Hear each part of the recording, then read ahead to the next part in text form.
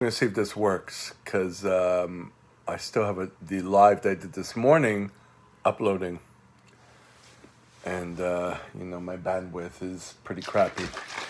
But anyways, we're still March 7th, Thursday, March 7th, 2024 at 4:20. I just got home about 5 minutes ago.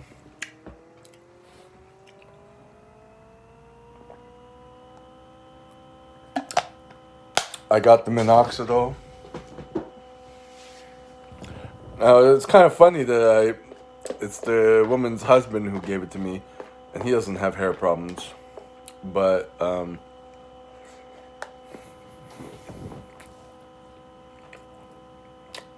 don't know, he was trying to converse with me. I think he's Russian or Polish because of their last name, I guess, or somewhere in between. So he initiated the conversation, sort of, because I was with my cane, my crutch, and all that. But he asked me if it works. He says, "Is it for me?" And I'm like, "Yeah, it works. Yeah, it's been a long time." I tried to keep the English simple because it's not his first language, evidently, as I picked up very quickly. But so he opened up the conversation when I went in with, "Where do you get it?" And he said the U.S. I'm like, "Okay, yeah, I know that they don't allow it in Canada at Costco and whatever." And but he said something that I'm not sure I understood, that they bring it there from the U.S. I'm thinking maybe he orders it from another website, because there are a lot of websites up now, and they're selling it for almost half that price. But they sell it at a price that's cheaper that I like during COVID and all that. It's an okay. I'm obviously paying for it, but trying not to use as much. It's supposed to be one bottle a month, and it got to a point that it's like a bottle every like 8 days for me. But anyways, um, and I didn't it didn't get to I didn't feel comfortable enough to say what website, who, what. I just figured that they, like most people, they just go to the U.S., buy it, and because it's over the counter, and then you just come here and sell it, you know. But I know the websites. There was a few I inquired about, but because just last year or so they weren't allowing it um, in Canada anymore. Like the one website I was kind of faithful to, even though the prices were raising higher and higher. So they come and go, these websites. But one of them, I looked into their website because I saw them on Kijiji, and I spoke with them. I was like, "You don't sell it in person?" They always it's checking the website. I realized they get it shipped from the U.S. Like they have some sort of deal going, and I don't know anything about that world. But the whole point is like he's asking me if it's working. It's like how how would he get into it if he doesn't use it, or he doesn't need it? Or maybe he uses it, and I don't know. But I'm not thinking. It doesn't seem like he's using it. So they're just selling it.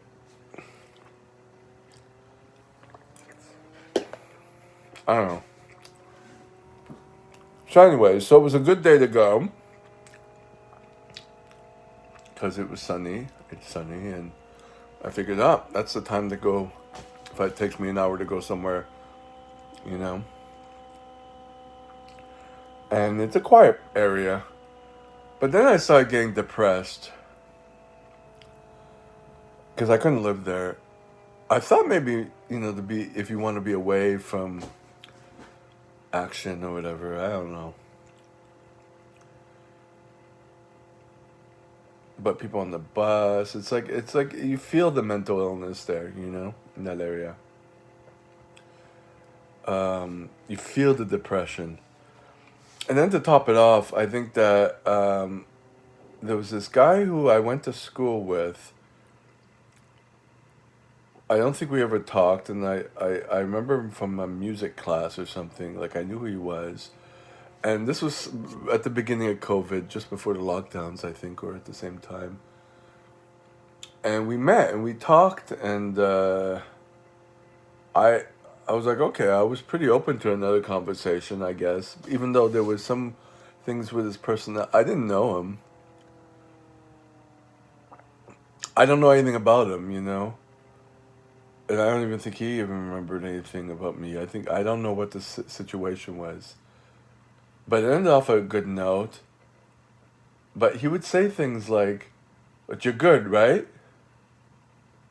I felt that really weird. Like that was just like a block off. Like he didn't want to hear anyone's problems. You know what I mean?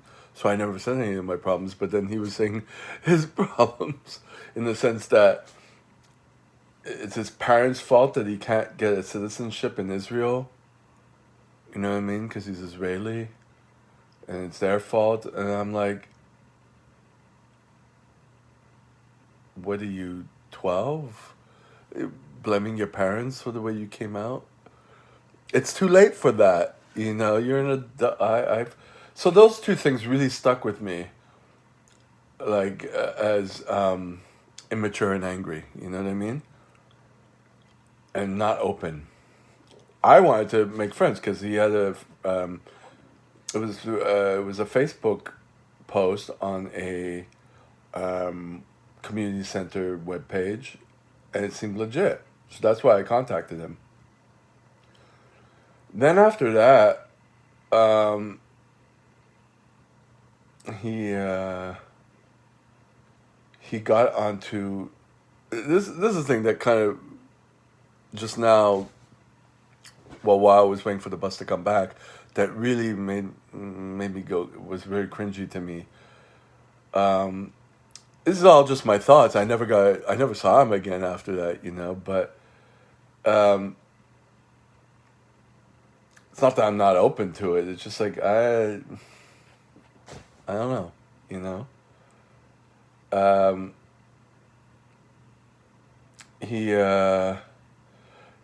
he had a Facebook profile that I just saw, came up on my, you know, Facebook dating type thing, and he was saying, "Don't come up to me and say if you're top or bottom, because this isn't Grinder." But he's on Grinder and he's on the other um, apps as I am. But this is what after the our initial encounter, which was purely friend attempt to have a connection as a friend because I don't find him attractive. And when he does profile pictures, he looks depressed in all of them. It just kind of emanates, you know. So um, he hit me up on that on Growler, but he had my phone number because we exchanged numbers. That threw me off. I'm like, and confirming that on the Facebook date that this isn't Grinder that he knows the difference between platforms, that how you know. So it goes back to like, why would you hit me up on a sex app when you have my number and this is for friendship? So that thought was lingering in my head. I can only know people's actions or lack thereof, you know, because you get a lot of that, or I get a lot of that. It's kind of common that people don't or not forthcoming. Oh, hello. People aren't forthcoming, and sometimes you kind of have to be in between the lines, but you never know until you get a clarification, and sometimes you never do, you know. So that's where I'm at with that. So after that, that kind of got me into intrusive thoughts with when I had my therapist. It's been several years, and he'd be like, well, "Why don't you just investigate it?" You know, like he made making connections with people very simple, and then I thought in my head, I should have asked the therapist, do you do what you say you do? You know what I mean? So that kind of caused intrusive thoughts like, what if this would have been a friend? Is it not? Can I not trust my gut? Can I not do this? You know, is it all that stuff? So that plus the area where I was waiting for the bus, and it just got me really depressed. So amongst other things, and then of course I was like, oh, when I get off the subway, I'm gonna go get a big bag of Doritos and a big drink, and then I don't know. I just said, fuck it. So I got rice and I have salad dressing on it, which is what I have. So I'm aware of these things when it happens, and I'm aware of the spiraling and all that. Um, there you go. So I just want to say that I'm out. Leave a comment if you want. All right. Bye.